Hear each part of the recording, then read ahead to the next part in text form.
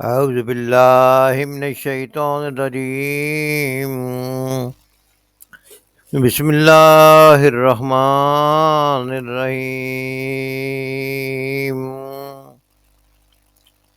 وإن انتهوا فإن الله غفور رحيم.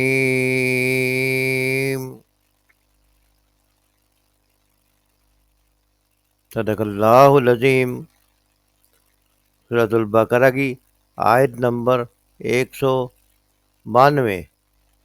آج ہم مطالعہ میں لائیں گے اس آیت سے قبل جو آیات ہیں ان میں مسلمانوں کو حکم دیا گیا تھا کہ اگر اللہ کے دشمن تم سے جارحیت کریں، تمہاری زندگی دوبر کر دیں، تم پر ایگریشن کریں، تم پر حملہ آور ہوں، تو تم ہاتھ پہ ہاتھ رکھ کے مت بیٹھو، بلکہ طاقت کا جواب طاقت سے دو، لیکن اس کام میں بھی حد سے مت بڑھو. جب غلبہ پالو تو پھر زیادتی نہ کرو. اور پھر یہاں تک بھی فرمایا گیا کہ اگر وہ مسجد حرام کے قریب بھی تم سے لڑتے ہیں تو وہاں بھی ان کو نہیں چھوڑو، بلکہ ظلم کا کلک کما کر کے چھوڑو.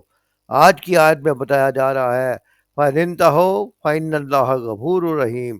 فَإِنْ پس اگر، فَإِنْ انتَهُوا اگر وہ باز آ جائیں، فَإِنَّ تو بے شک اللہ، فَإِنَّ اللَّهَ بے شک اللہ، فَإِنْ انتَهُوا فَإِنَّ اللَّهَ پھر اگر وہ باز آ جائے تو بے شک اللہ غفور الرحیم بخشنے والا رحم کرنے والا ہے.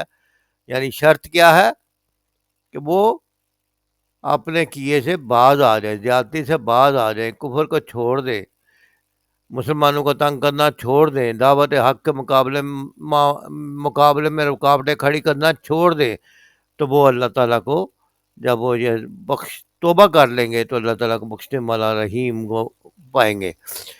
فَإِنْ انتَهُوا فَإِنَّ اللَّهَ غَفُورٌ رَحِيمٌ پھر اگر وہ باز آ جائے لڑائی سے تو بے شک اللہ تعالیٰ بخشنے والا بہت مہربان ہے.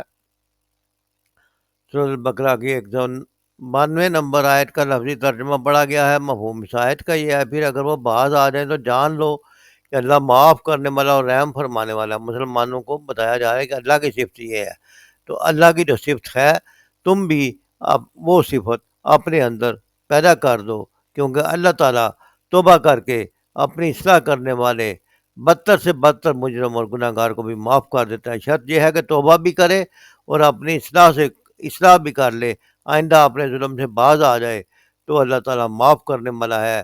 اور اگر ایسی کوئی صورتحال بنتی ہے کہ وہ توبہ بھی کرتے ہیں، اپنی اصلاح بھی کرتے ہیں، تو تم بھی اللہ تعالیٰ کی اسی صفت کی طرح یہی صفت اپنے اندر پیدا کرو کہ اللہ تعالیٰ کہتے ہیں کہ اللہ تعالیٰ غفور الرحیم ہے، اللہ بخشنے والا مہربان ہے. پھر اگر تمہیں تنگ کرنے والے، تم پر ایگریشن کرنے والے، جارحیت کرنے والے، ظلم کرنے والے اپنے ظلم سے باز آ جائے تو تم بھی ان کو معاف کر دو. اور پھر جب وہ ظلم سے توبہ کر لیں گے تو پھر امن اور سکون قائم ہو جائے گا. بعض اوقات ظالم کو روکنے کے لیے طاقت کا استعمال ضروری ہوتا ہے، بعض اوقات بدامنی پھیلانے والے کو بدامنی سے روکنے کے لیے طاقت کا استعمال ضروری ہوتا ہے.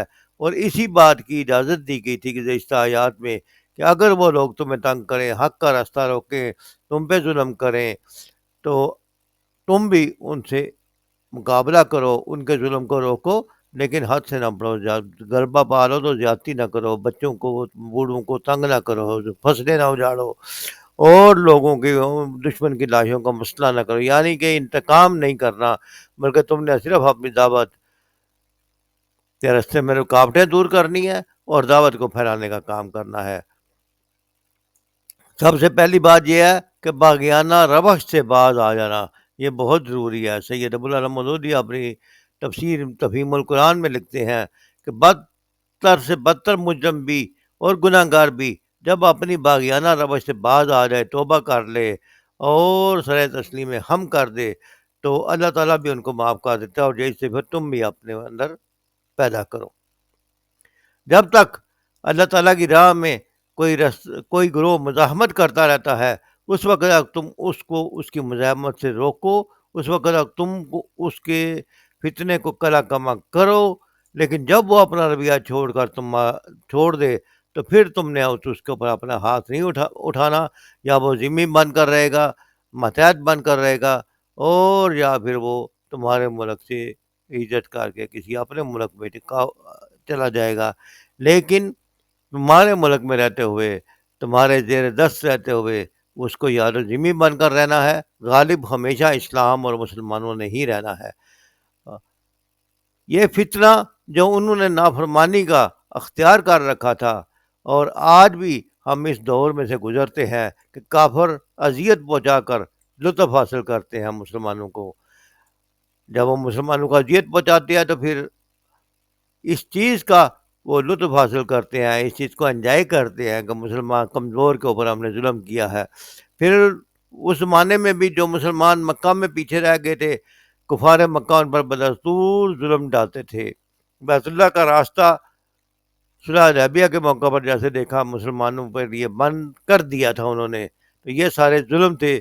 اس ظلم کے رویے سے اگر وہ دستبردار ہو جائے تو پھر لڑائی کرنے کی ضرورت نہیں ہے۔ جب تک وہ اپنے ظلم پر قائم رہیں گے ان کو ان کے ظلم سے روکنا ہوگا، لیکن جب وہ اپنے رویے سے دستبردار ہو جائے، اسلام کے فروغ میں رکاوٹ نہ بنے، مسلمانوں کو حکم دیا جا رہا ہے کہ پھر تم بھی ان کے ساتھ نرمی کا رویہ اختیار کرو، کیونکہ اللہ تعالیٰ بھی معاف کرتا ہے، تم بھی بندے کو معاف کر دو۔ اور اللہ کا غرض یہ ہے کہ انتقام کے لیے لڑائی نہیں کرنی، بلکہ اللہ کے دین کا راستہ صاف کرنے کے لیے تمہارا مقصد ہونا چاہیے۔ اور اس کا ایک دوسرا مفہوم بھی یہ ہے کہ جب وہ لوگ اپنے ظالمانہ رویے سے باز آ جائیں اور ایمان لے آئیں تو اس کے بعد اللہ تعالیٰ کی مغفرت اور رحم کا معاملہ ان کے لیے ہوگا، لہذا تم بھی ان کے ساتھ اس کے بعد لڑائی مت کرو۔ تو اللہ تعالیٰ سے دعا ہے کہ اللہ تعالیٰ ہمیں دین کو صحیح طور پر سمجھنے اور دین کی باتوں کو بہتر طور پہ عمل کرنے کی توفیق عطا فرمائے۔ وما علینا الا البلاغ۔